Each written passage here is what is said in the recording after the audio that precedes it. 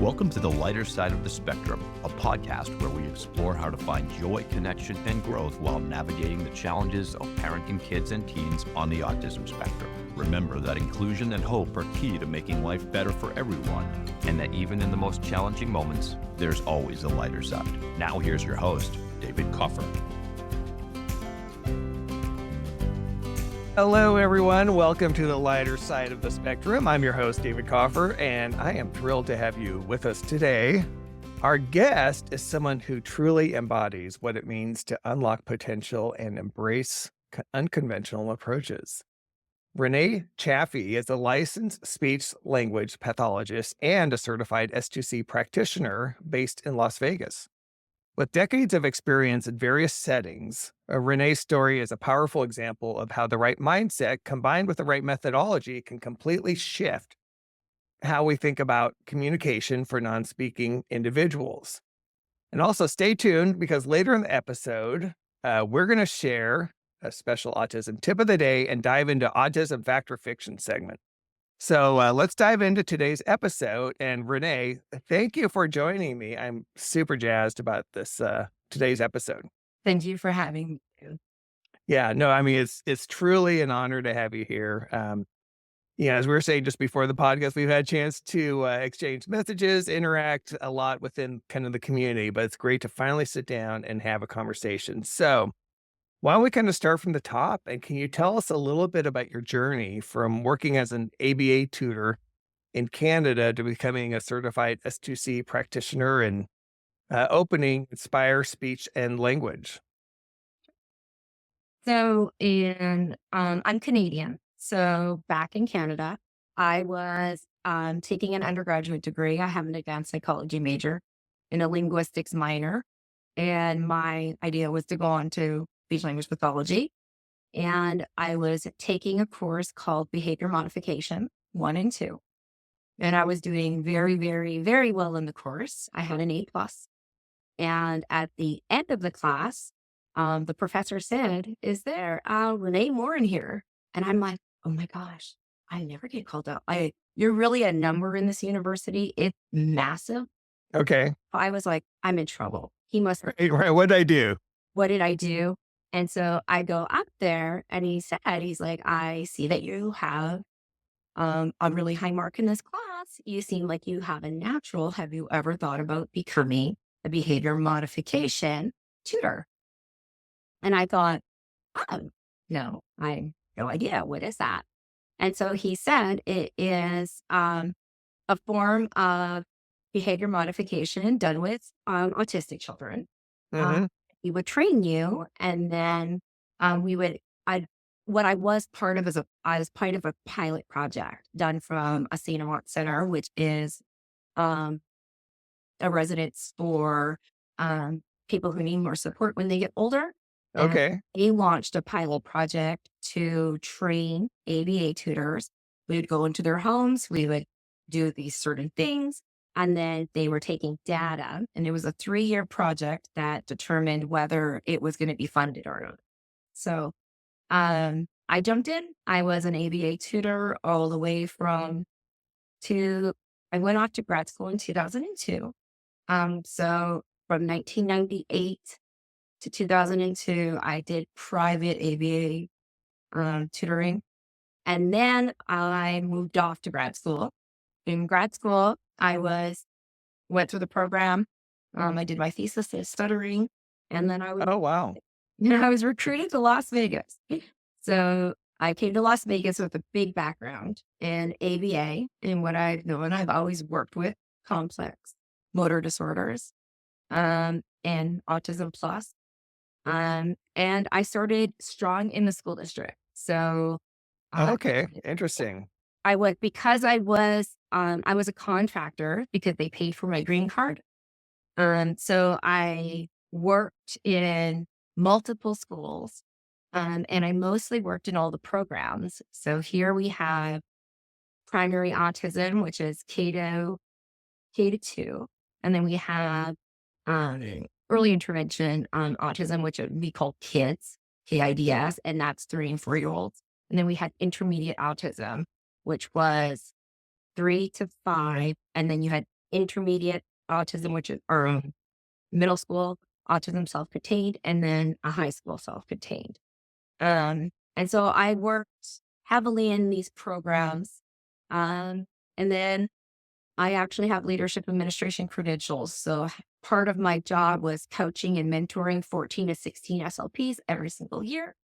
And the other half of it was being in multiple programs, implementing AAC communication, functional communication in the classroom so they could access their curriculum. Wow.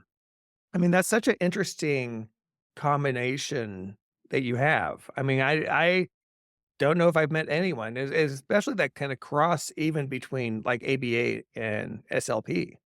I don't, it seems like it's just kind of one or the other. And that gives you probably some just really unique perspectives in terms of how they're applied and how it work, how each works with individuals or doesn't work, I guess, in certain cases.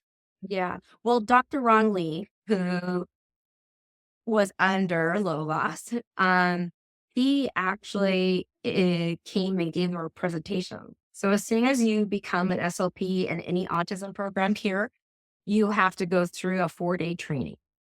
Okay. And in that 4-day training, um, it's a lot of literally what I learned when I was at St. Center. It was like just discrete triangles, the rationale for it, the language pyramid, what they have to learn behaviors, everything that every ABA person learns.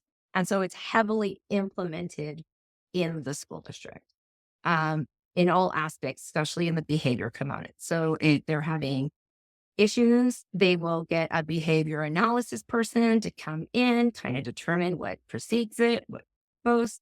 So it's heavily an ABA school. Interesting.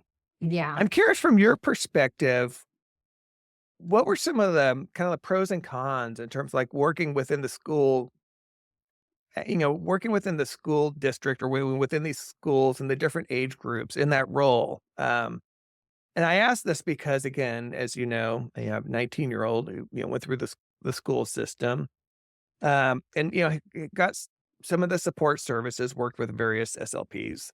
In our case, though, and I know that a lot of this is kind of more administrative and what you're able to fight for with your IEPs.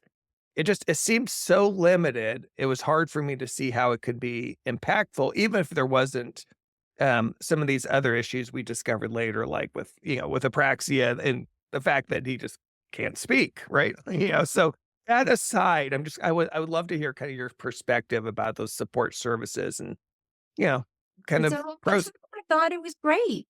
I thought it was, I didn't doing this for as long as I have, giving presentations on AAC and autism. Another thing I did is I actually worked for Nevada Early Intervention for about 4.5 years. And that is for the state 0 to 3. And so I was part of the team that administered the ADOS, which is an autism diagnostic observation scale. So I would observe these 2-year-olds and I would write this lengthy report and then I would give it to the neurologist and the neurologist would kind of come up with a diagnosis of autism so they will get more services. And so at the time when I was in the schools, I thought like, this is going great. My issue was always there's more in there, right? And we're not Right. yet. In everything I've always done, I've always noticed the most gain right in the beginning. So that's why I love Nevada Early Intervention. I was right. Oh, interesting. Okay. was- Yeah. It was a really like I do, we do, you do approach. So like the first 20 minutes would be me showing them how to entice communication. The second one would be us doing it together. The third one is you carry it over. Very different services because you're in the home. So on that aspect, I saw a lot more growth, especially using the picture exchange communication system. Okay. As Yeah. gross motor, right? Right. Right. Yeah, it is. And get a picture. So when I left during the pandemic, I went on medical leave and then I went back part-time. And that's because I started my own practice. So I started my own practice in 2021, mainly doing in the home. And so I was having a lot of success with that. I would put like a, a picture, like a Velcro that had magnet on the back Yeah. bottom of Yeah. the page. I would tell me like what is everything that they go and they point to and they want, and they would know everything. And so I would have their milk and I'd have their pictures. And within 24 hours, they were like, "I'm gonna go get the milk and give it to me." And I was like, yeah. And now it all makes sense, right? Because it was a lot easier to go and grab something and then bring it to someone when they wanted it. Because that is gross motor walking. And so besides pinching, which took 2 seconds to teach, the rest of it was gross motor. So I saw them soar to a certain point to pet and then transferring it to the talkers. They always get their wants and needs met, but I could never incorporate the curriculum that they were being taught using picture images. And that's where I felt like there's got to be more than that. Like, I know there's more in there. So, Yeah, because you can see it, right? Like it's fun. It's they're so smart and they were so sneaky with how, right. how you literally sneakily got out of things, right? Like, it's like, no, there's Very clever. Very clever. so, which led me on. So when I watched the program that I watched, and I don't want you to get flagged, so I'm not going to mention it. We'll keep it in. Okay. Yeah. And I followed JB Hanley. I followed him. I read his first book. So Yep. I'm very familiar with this program. I've been a contributor in it since the beginning. And so I knew JB.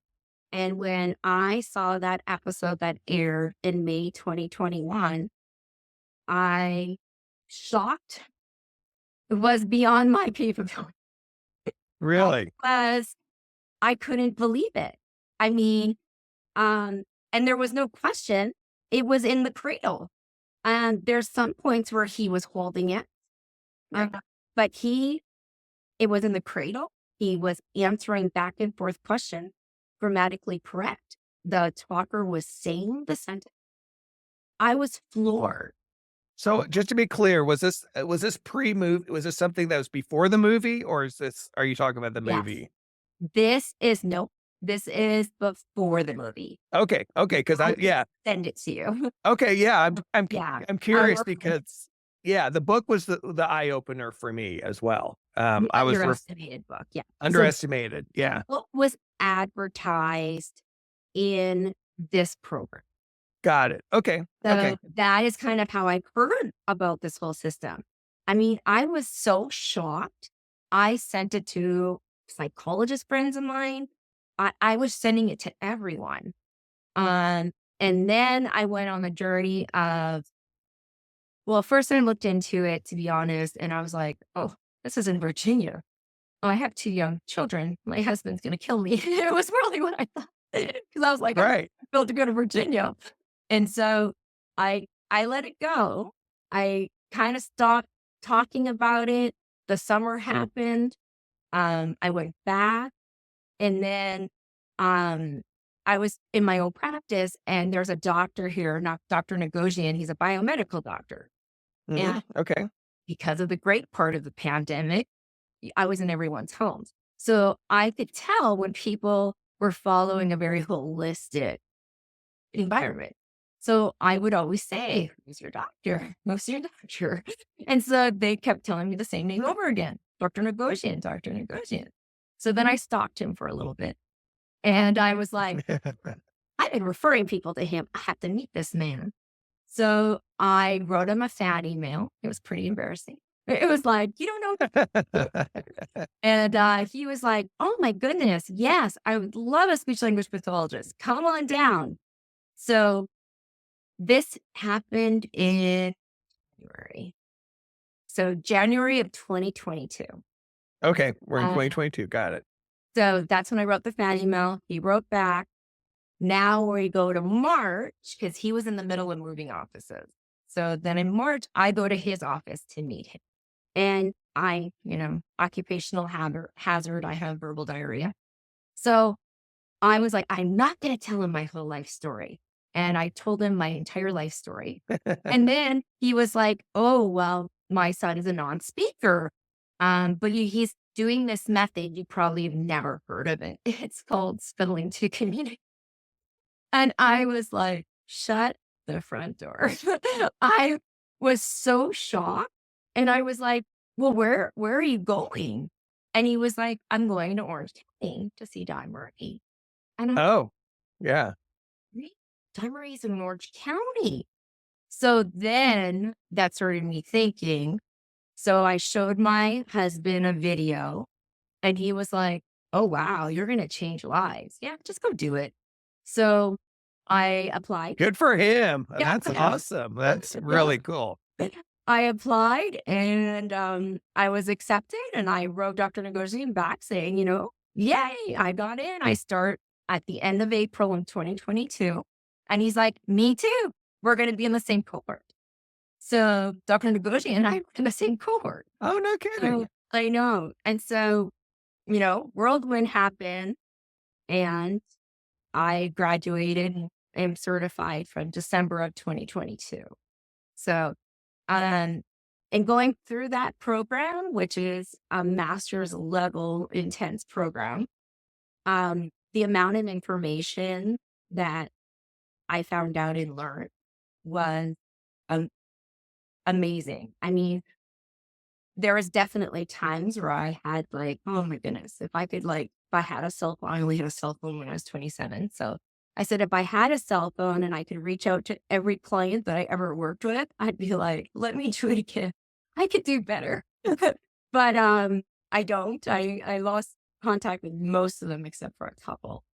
But it was definitely, it just makes sense. There's like no going back. But once There's no going back, right? And it's, telling, you can't unsee it once you see it. yeah, exactly. Yeah.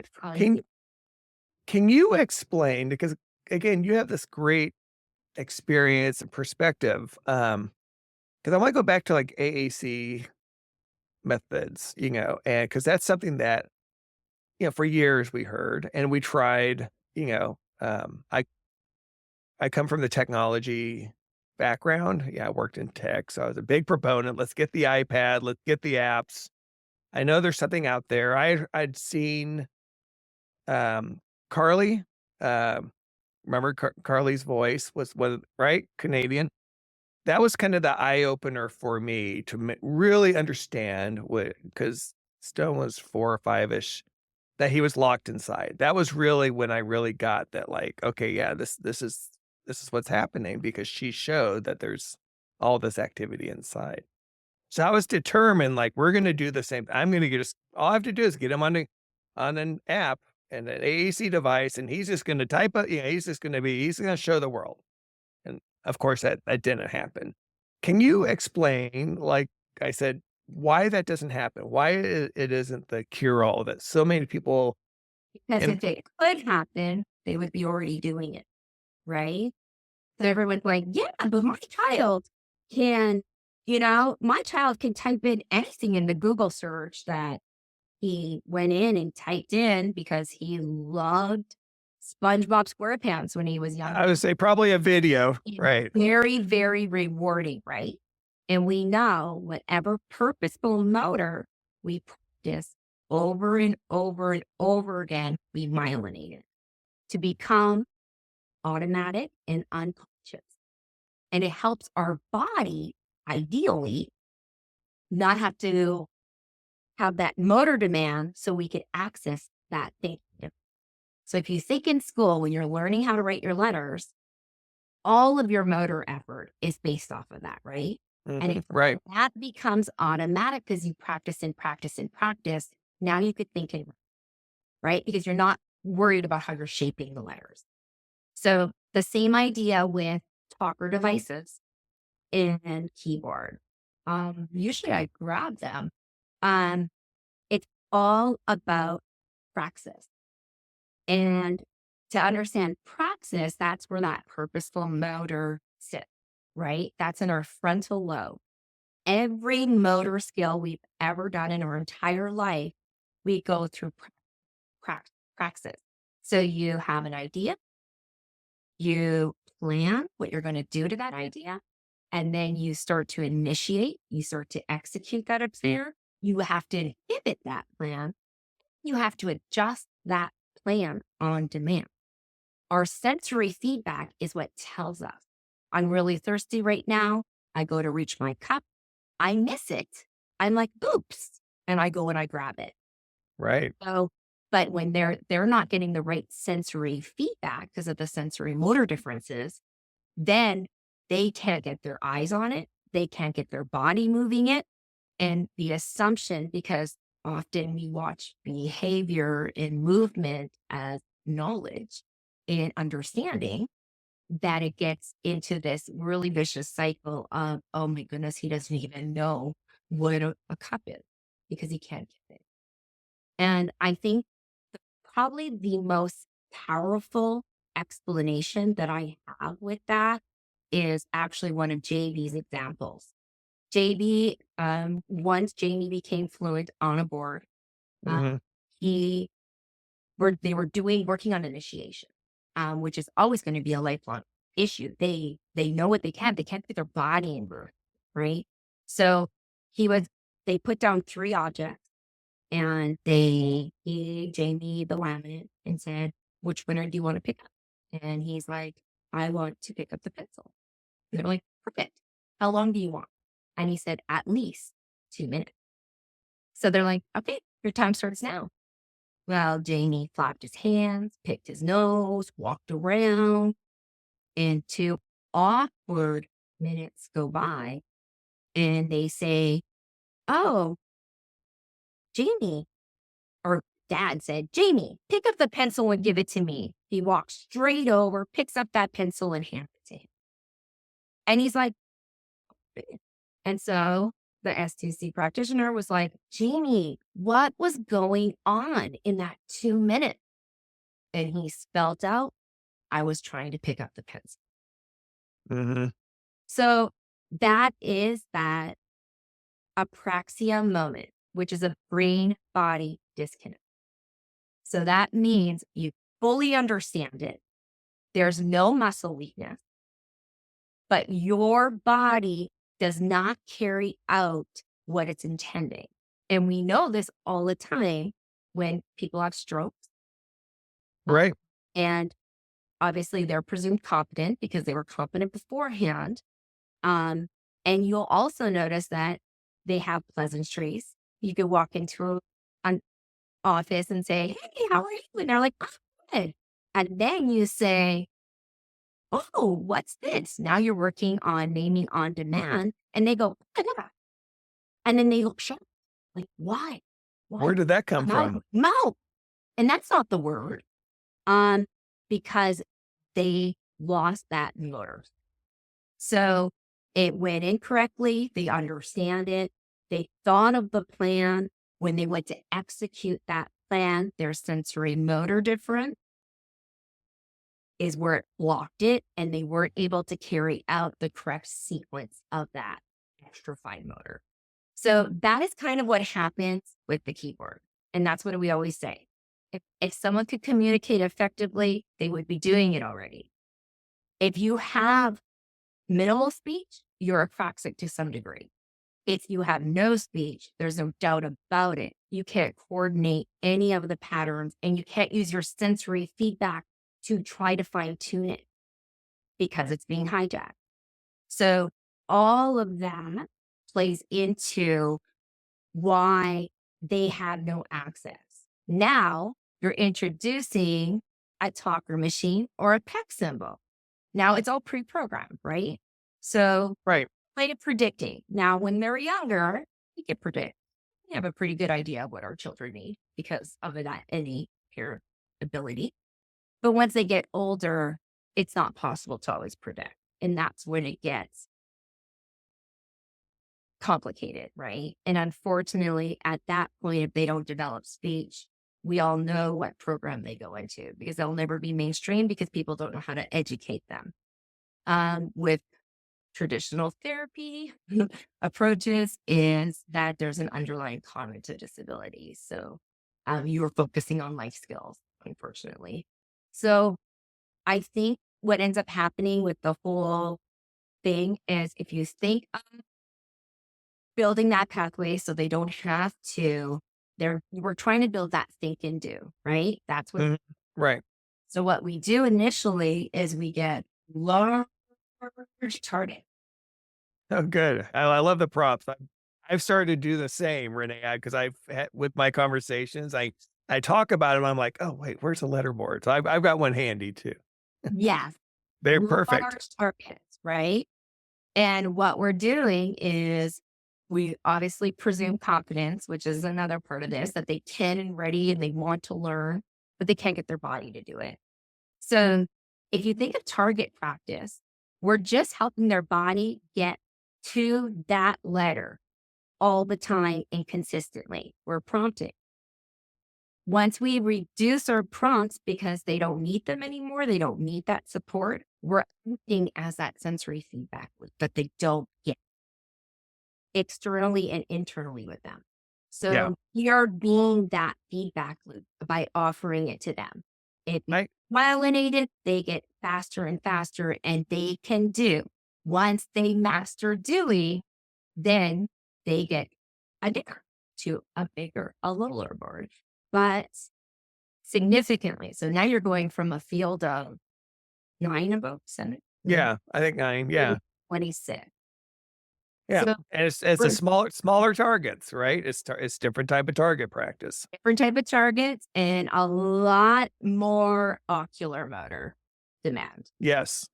Whenever you're increasing that motor demand, you're decreasing automatically that cognitive because they can't do both at the same time. Think of when toddlers are starting to walk. We hear it all the time. They were talking and talking and talking. And then as soon as they started being able to push themselves up and take that 1 or 2 step, what went away? All of their speed. There's the biggest concern to doctors, right? You know what? He used to say all of these words and he doesn't say them anymore. Well, he is working so hard on mastering Oh, all of interesting. his motor strip. Yeah. Dedicated to learning how to walk, that the motor demand of speech has been suppressed to work on it. Then once they walk and they don't have to think about it anymore, it's not taking up that motor demand, the speech comes back. Walking and talking. Walking and talking. And we learn in that order. So That makes so much sense. it's the same thing with this. Once that thinking and doing is myelinated and they're able to get to that letter when they want to get it, wherever they want to get it, then we get up into a bigger board. Now, the idea with these ones that are so important is a lot of times they don't have the proprioception that they need. They can't feel their body in space. I was going to say, what does that mean? Yeah. If you could So explain that. yes. So it's what the poking through is giving them that feedback. And I'm just going to say, just again, for those listening, again, Renee is kind of giving a demo of of the stencil letterboard. And then again, when spellers or, communicators begin, they're typically holding a pencil and poking through it. Yeah. And the pencil is just acting as a finger, like it's something to isolate because a lot of them, that's an isolation skill, right? And if Yeah. you in traditional therapy, when they can't point at 1, almost 2, and they have that open-handed reach, that's almost a dock against them, which is still just motor, right? They literally need to be coached. So this just takes that one extra motor step away from them. Now you got a finger. Doesn't matter how you hold it, right? It's a finger and you're getting to poke it. And we're myelinating that pathway. And then it builds. And these targets get smaller and smaller. Okay. Yeah. And eventually the pencil goes away, right? So exactly. Because you move up. I'm going to go grab my All right. Renee's getting more props here. more props. Yeah. So after they are, so on this board, you're going through the whole cognitive variety. So you go through known question, you go through semi-open question, working on that accuracy. Well, the accuracy is being there, we'll practice. And then once it becomes violated, it becomes obvious. And then you hire that cognitive demand by the type of questions, same age appropriate, juicy information. So And I want to touch on that real quick, Renee, because again, just to point out, going back to like you're saying, the walking and talking analogy, the same holds true with communication when you're talking about, spelling and communication. As they work through these different skill levels, it's kind of the same thing. There's demands in the brain that's why it's so important to start with just the spelling, right? Like just the lower demand on the brain, and then they kind of work up to that. So it's even, and they, like I said, the terminology is open. We call it they're an open speller. That just means they can answer almost any question, like, like we would typically ask, and that they can accurately respond. right, accurately respond with, everyone has a little bit of mistypes, but they should be able to accurately correct it at that point when you're looking at creative writing. So, going through this board, you're going all the way up. They should be able to say full sentences, about 3 to 4 sentences, very clean on this. That means they have that motor control. And then they lose the proprioceptive feed, which a lot of them like, and they go to alignment. Yeah, a laminate. Yeah. So what? Now, this Again, is for those listening, it's literally a laminated board that has the alphabet on one side and then numbers and some basic symbols for math on the backside. yes, and they have access to all of it. So now they have 2 sheets, right? So they have 26 letters. Now they have 2 sheets where they don't want to spell out 7. They could literally be showing how to get to a 7, go back, and they could delete. Right. Huge step for this one. So for this one, creative writing, I'm looking for, and creative writing is part of the hierarchy when you're looking at, for your viewers, we have very structured guided lessons. So we always say regulated, and I'm not as smart as them. So I have to be able to have the answer or something in front of me. So I will build up that to what we call knowns, to we call semi-opens, tight, broad, to prior knowledge question. And then you have those open questions where we're looking for 1 to 2 sentences. And then you have creative writing. They should be able to creatively write at least 3 paragraphs, comfortably using that X, looking at that flow. So what I always say to people, because they're on praxis, it would be equivalent to you running a 26.2 marathon sprint Right. and then answering someone asking you a philosophical question on the difference between certain things and what your beliefs are. You would be like, no, no, I won't do that. I need time. I need to gather my thoughts. Well, that is what we're asking them to do when we are pushing this so fast. They do get a part of the button, but when we're talking about target practice, if you are shooting and you can't hit the 10-yard line, why are you going to back up to the 40? Mm-hmm. Right. Because Yeah. I mean, all you have to do is look again at the level of accuracy that's required to type, right? Pointing at the right letter in the right sequence at the right time. and that hand-eye coordination, And which is a lot of work for so this. much work, but Right. you're all muscle and all muscles can be trained. And the more you practice that look, scan, poke, look, scan, poke, get that next letter, it becomes quicker and quicker, right? So Yeah.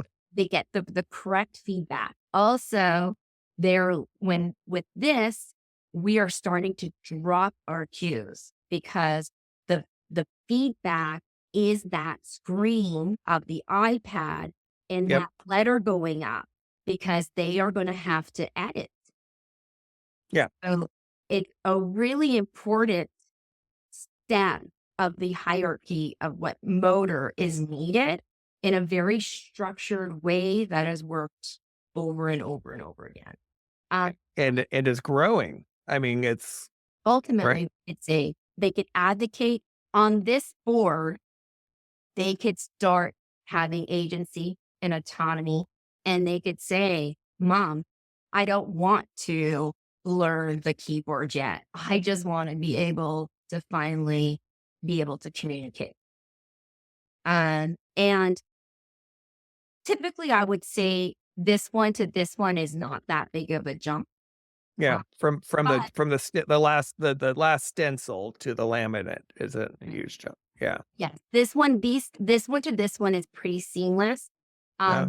But it also gives you options for if they become dysregulated, you're going to have to lower one, right? You're going to have to either lower the cognitive or lower the motor demand to get them regulated again. And that's where that little seesaw is.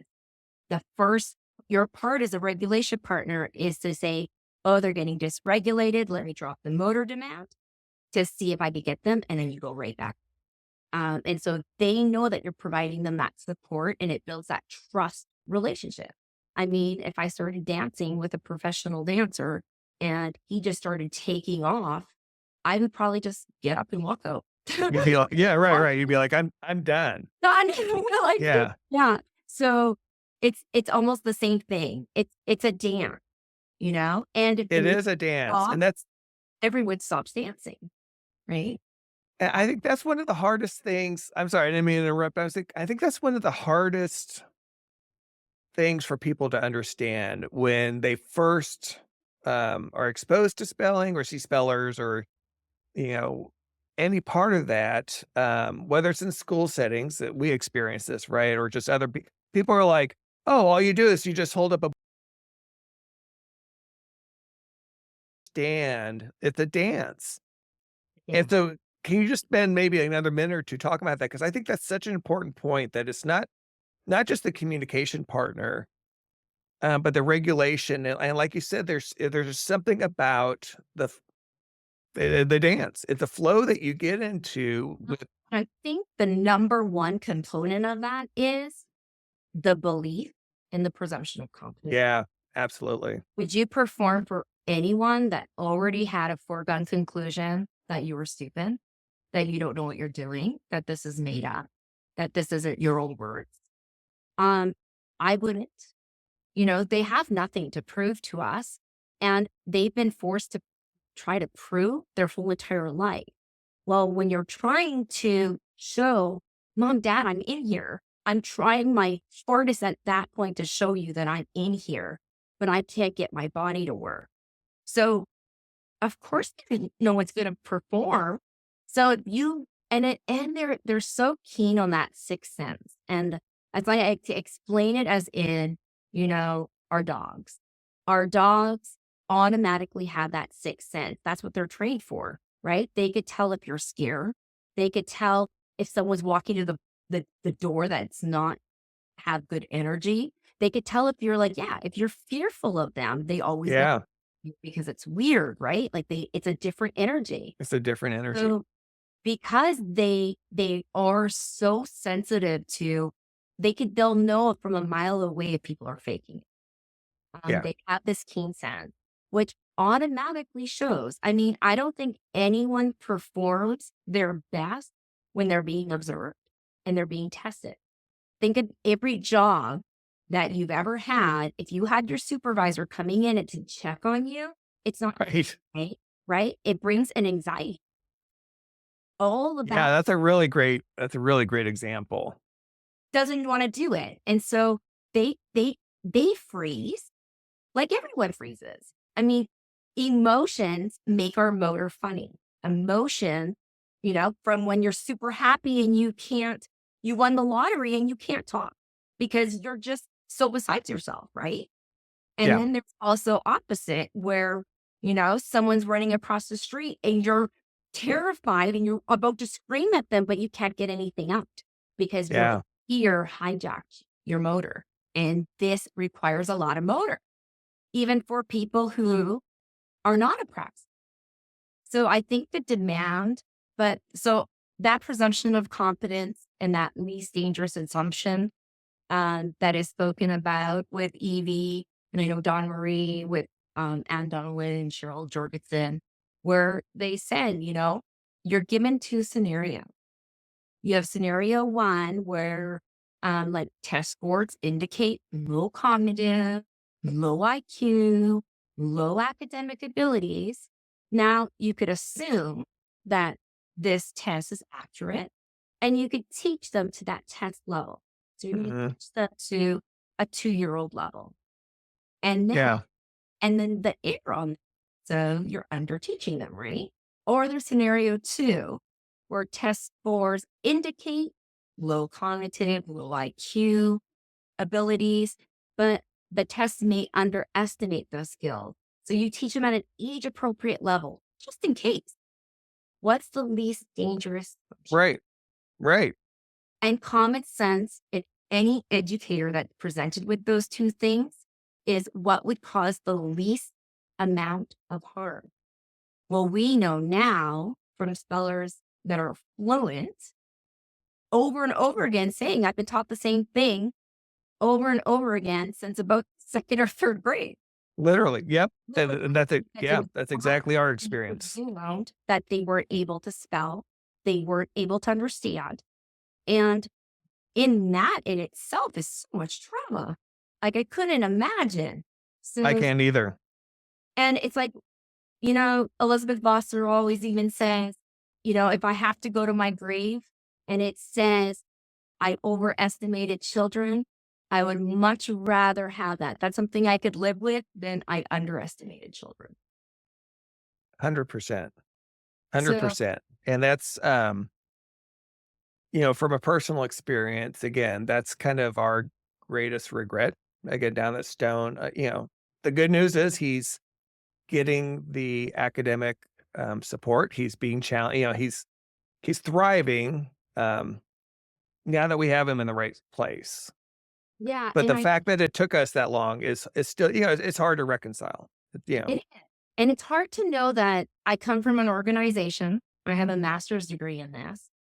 Um, I we learn, it's common knowledge, everyone knows it, that motor skills are articulation is motor, phonology is motor, voice, motor, fluency, stuttering, motor. And then somehow it goes into cognitive, receptive, expressive language, and that's a cognitive delay. I don't understand where that happened, and how it happened, because all it should take is one fluent speller like Ido Kadar, who even wrote Asha, saying, I learned through letterboarding. Now no one touches me. I'm completely independently talking on my own. Not one speech language pathologist could deny me that. No one is touching them. They've reached independent, but they learned through rapid prompting method. So And yet Asha still maintains, this, I think, just incredibly damaging positioning statement. I mean, I think importers, I'm very passionate about this because, again, that I see how it was used against us. I've talked to, as you have seen, countless parents now that are facing this in schools. Just blatant discrimination yeah. against this community, saying that in the language that they use, right, in this positioning statement, saying it could be dangerous, harmful, pure FUD, fear, uncertainty, doubt. Like they're just using it all. And I think it's unconscionable. I mean, it's, And I want people to remember that ASHA had a very, very similar position statement with ABA. oh, In okay. that, Yeah. in that same wording, that behavior modification is cruel, not recommended. People considered it abuse, and they took that position statement. And you know what switched that is parent. Why they switched it was parent thought the insurance companies to get coverage. Yeah. There's a Once whole that switched and insurance picked it up, Ashes switched their positions there. interesting. So we all evolve, and evolving is like glue. And unfortunately, in this situation, I mean, we all are. If you think of back in the day, I mean, women couldn't even vote. Just Right, right. No, technology, it's they true. thought we had little brains and we weren't able to be educated. Like, if you think in the world of things being just stuck there because it's a wrong belief, Yeah. a belief in something that has no basis, is very, very sad, especially when there's so much research. There is so much research. And I think what is super interesting to me being an AEC specialist, I've been trained thoroughly on Flow using a Dynabot. I've been trained with lapping. There used to be and I don't even know if it exists anymore. It was called PEX4. It almost replicated the picture I exchange. think I can remember hearing I, about that. I was trained on that. And in all of these training, we don't have research. There's no Right. research. That's a great point. Right. Yeah. Now we are presented with a fluent speller. I saw it with my own eyes, and I want to know how. And Elizabeth Bossler explained how. She's a speech language pathologist. She Right. teacher at she was a professor at a university for many years, and she created the program to understand how. Why is it work? Why is this working? And once you know, there's no going back. It's so unethical. So There's no going back. That's a great spot for us to take a little bit of a break because I do want to get to our. I mean, as always, like Renee, we can talk. This could be multiple hours. I think that's going to be again one of these multiple part podcasts. We'll have to do a part 2, part 3 because there's a lot of other topics to get to. But for now, we're going to take a quick break and we're going to get to our tip of the day and fact or fiction. I hope you're enjoying the lighter side of the spectrum. So far, we're commercial free, but if you're finding value here, one way to support the show is by considering me for a speaking engagement. I speak on unlocking potential, whether it's for individuals like my son or for entire organizations. I also offer fractional CMO services for businesses needing strategic marketing support without the full-time commitment, drawing on over 35 years of experience in marketing. My agency has helped companies and healthcare practices increase their value, grow, and even prepare for acquisition. To learn more about my speaking topics, visit davidkoffer.com. Or if you're interested in our marketing or fractional CMO services, check out koffermarketing.com. If you're enjoying this episode, please leave a review. Your feedback means a lot, and it helps me make this podcast even more useful. Lastly, don't forget to share it with anyone who would appreciate the insights and stories we're sharing here. Thanks again for listening. All right, we're back, and it is time for our tip of the week. And I know, Renee, you came prepared, so let's hit it. Hey, parents, gather around, it's time to speak. We're here with your tip of the week. Strategies and wisdom just for you. Autism parents, we know what you go through. All right. Got our little ditty in there. All right. What do you got for us, Renee? So I have almost 2 tips. They kind of Great. blend together. So a common saying that we have that is often used is listening doesn't have a look. So know that your child is always listening. Assume they're always listening. And so no harm, no foul if they are being exposed to something that you would never tell them if you thought they were listening.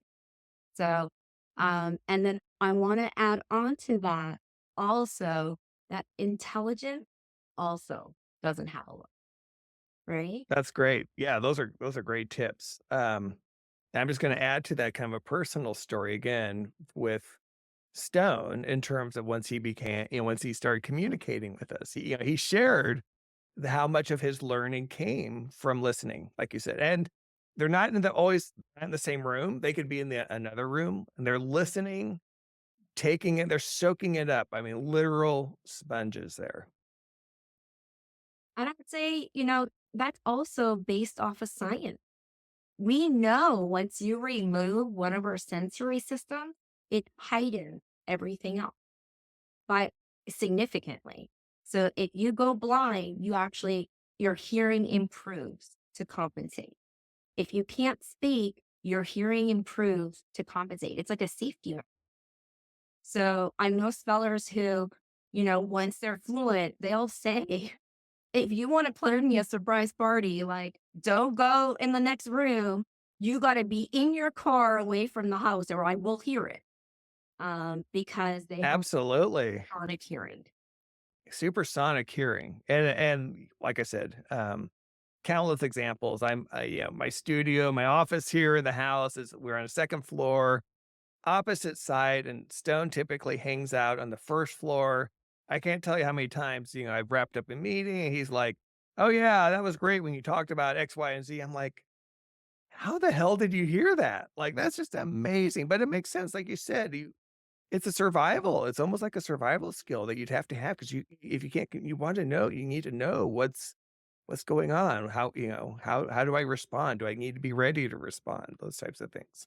Yeah, definitely survival. And especially if you even think of, the people who are deaf, they have to be so visually aware of their environment for safety because they can't hear anyone sneaking up on them.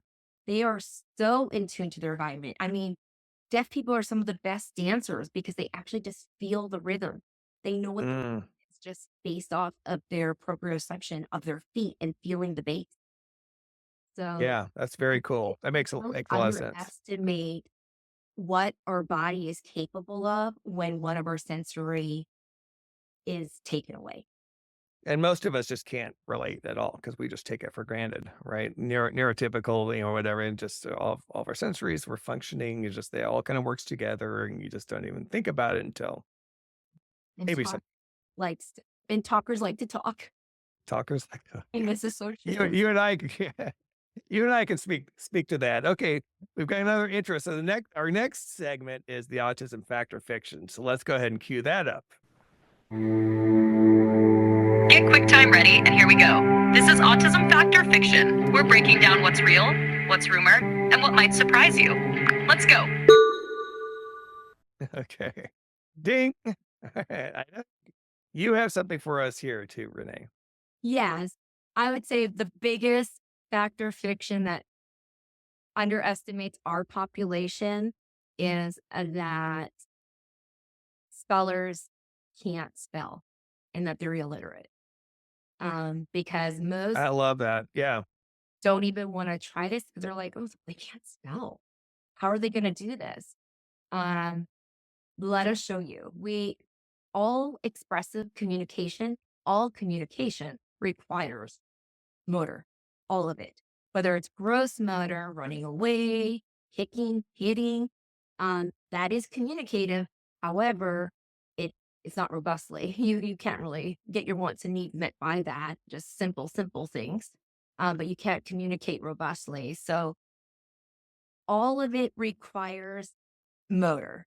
And I think if you keep that in mind, all of this can be shown. We can't say whether they understand anything until they have a reliable way to get their body working for them that is accurate, deliberate, myelinated, and then we will know. But all tests of language, academics, cognitive are based off of a motor response. But what if the yeah. motor is what's affected? They're not accurate. One of the things I'd like to work on, again, my background is in communications and marketing and all that. And, one of the kind of challenges as we work collectively on raising awareness, helping the credibility, all the work that has to be done in the schools and society for this population, um, is, yeah, as much as visibility as has happened kind of around spellers, I think that that kind of creates some confusion, just kind of the term calling them spellers, because sometimes people think that they're learning how to spell, like that they don't know that, to your point. And so I've been toying around with kind of a new term. I'm going to try it out on you first. You get to be my first text. It'd be augmented cognitive communicators, or ACC, or CCs if you want to be short. They could be CCers, cognitive communicators. What do you think about that? I like it. I like the fact that what people don't understand is that spelling is language output, right? Yeah. The language component of cognition. So we know the difference between, well, hopefully your guests know, that why we don't say nonverbal anymore. Because to be verbal is to say that you have a systematic way of a system to communicate. So even though you're verbal, you might actually not be able to speak like deaf people, but Right. they have a form of communication that is accepted as language, right? That is language. But nonverbal is saying that they don't have this system. So that's why they prefer to be saying non-speaking, because they just can't speak and they have no way to reliably show what they're doing. And obviously letters are taken away from them because they were believed to be illiterate. So I think those devices that, like cognitive communication, would be. So I never did answer the final step of the keyboard. So Oh, right. why Okay. Yeah. that happens and why talkers don't work is, I could give the most simple example, right? It deals with executive function. And now I would say I have slightly ADHD, but I am needing something off and I'm going to go pick up my phone to order something off of Amazon. Well, when I pick up my phone, I have a nice little badge that I have an email. So what happens? I can do that. I go into my email, and then my email leads me to something else on that device. And then I go and I find that. And now I'm on Facebook and I'm scrolling. And then at 11 o'clock at night, I'm like, darn, I didn't order that new. Right. Yeah. You just I described my got every hijacked, day. Yeah. right? So the problem with talkers is you are myelinating a pathway of something that's highly wanting. So they want fries. They love fries. Okay. So you develop, I want fries. Pictures. They are myelinating that pathway. They get it open. They do like fries. They probably do want fries, and they're going to it, right? Mm. That motor movement, just enough, that motor movement becomes myelinated. So it is equivalent to not learning how to, like if you're driving, not learning the machine that you're driving, but learning how to navigate the roads every single day only. Then you don't learn that too well. So an example of that is back in the day when we didn't have cell phones. People would dial your number, right? Yep. Well, there was Right. times that people would say, like, well, what is your number? And I would be like, I have to see a keypad because I have Right. the Yeah. explanation of what it is. Yep. Now, obviously, if for you're over and you've been exposed to that, most people never know anybody's numbers because it's all programmed already. Yeah. But that shows that how strong that automation is. So now you're really thirsty. They go and get this talker machine to you, and what has been myelinated? I want fries. I want fries. Yeah. And once they're open, you could drop something down to say, oh, I really just want to know. I want to make sure, do you want fries? And they're like, no, I want a burger, right? Because it's that pattern. So what spelling does is we always give new lessons. We're always spelling something different. We are teaching the machine. We are constantly getting that thinking of what's that next letter, holding on to that letter, getting to that letter, find the next letter, find the next letter. That never becomes prompt dependent because the word's always changing. Right. Right. It's letters, you have infinite possibility. If you have a talker machine with pre-programmed pictures, unfortunately, what ended up happening is something that was really reinforcing got programmed. So the same idea with this. Something that was really reinforcing got programmed. Now they see a keyboard and they automatically go into a motor loop of SpongeBob SquarePants because they can't access that purposeful to keep it into line. And they probably automated it using actually these fingers. Yeah. Well, sure. But that is also what has to be backtracked because you can't unmyelinate something once it's there. An example of that is driving, right? You drive on the right side of the street. You could drive any vehicle unless it's a stick or whatever. But on the most part, any automatic vehicle you could get in and has kind of the same component in the same areas. But then you move to Europe or England and they drive Yeah. on the wrong side. Well, it's not that you can not learn it. People do it all the time. You're never going to forget to drive on the right side. But now you have to create a praxis, keeping yourself in purposeful to learn an opposite way, which is possible. People do it all the time. It just has to be. But it So and that's it. Yeah. It takes so much more work. Right. So we are teaching the tools to get to the letters that they want, when they want them, and wherever they want them to communicate. The result of that myelination of teaching the machine leads to open communication. Right. And then the rest, the rest can. And you just want, but I really want to know what he is. Then you're increasing that seesaw cognitive. You're increasing that motor demand so high that you're back to simple words, right? They're Yeah. like, oh, yeah, but I want the keyboard so badly. Well, would you rather have 2 words? Like, what do you want to eat? Spaghetti. Or would you want to go down here and it's like, well, I don't really feel like spaghetti today. I would like to have, tacos. Can we get tacos instead? I mean, we are, once again, if you increase that motor demand, they are not going to be able to access that cognitive part because of their practice. Well, and the bottom line is, it gives them an outlet to communicate, whether it's simple demands, like you said, sometimes the board works or sometimes the keyboard again, sometimes it is a simple answer. Sometimes you want something more, but we're going to leave it there because like I said, we could talk forever. We're going to do a part 2. Yeah. As predicted, Renee, wealth of information. Thank you so much for joining me. So much great stuff. And, yeah, we'll get you back on here again. So thank you, listeners, for joining us today. As always, thanks for listening, and we'll see you next time.